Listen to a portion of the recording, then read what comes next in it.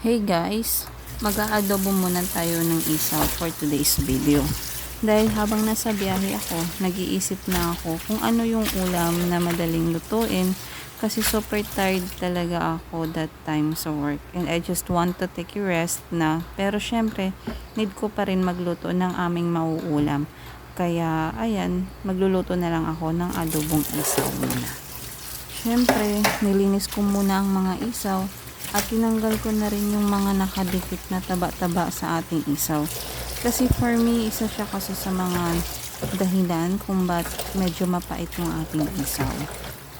Tatapos na nga ako sa paghuhugas ng ating isaw at ngayon naman ay ating pakukuluan kahit saglit lang kasi napakuluan na rin naman na ito doon sa pinagbilhan ko doon sa talipapa. Nilagyan ko na pala siya ng asin para magkaroon na ng lasa yung ating isaw bago natin adobohin.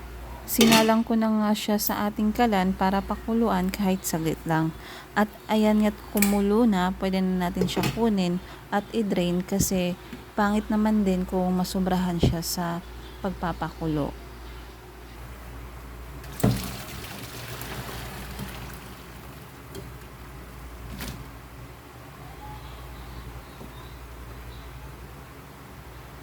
Habang inaantay ko nga na matuyo yung ating isaw, inaasikaso ko naman itong bawang.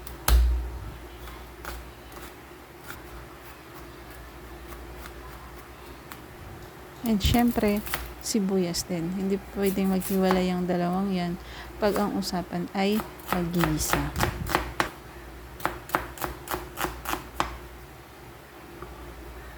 Para naman hindi plain yung lasa ng ating isaw, maglalagay ako ng siling labuyo. And ayan nga't maghahanda na ako para sa pagluluto sa ating adobong isaw. Naglagay lang ako ng mantika and pagkatapos din gigisahin ko lang yung ating bawang. And isunod na rin natin yung sibuyas. Lutuin lang muna natin yung sibuyas at saka bawang bago natin ilagay yung isaw.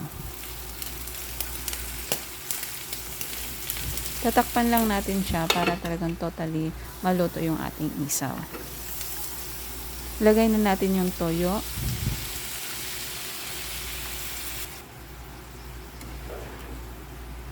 And hahaluin lang natin para yung nilagay nating toyo is mapantay doon sa ating mga isaw.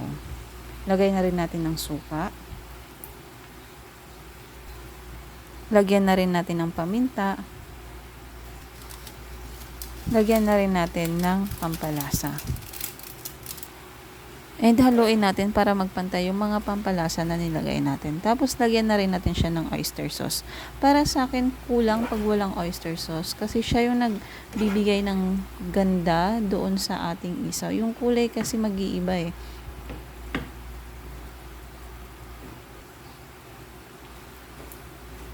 So after natin malagay lahat ng pampalasa, takpan muna natin siya para yung lasa is manunuot doon sa ating isaw.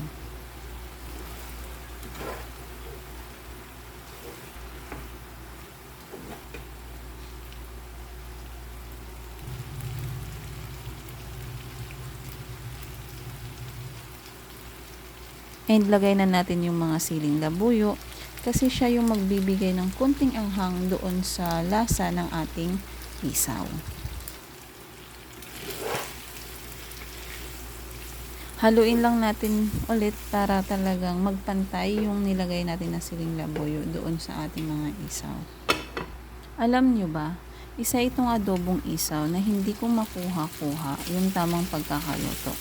Minsan kasi overcooked, at minsan naman maputla yung kulay.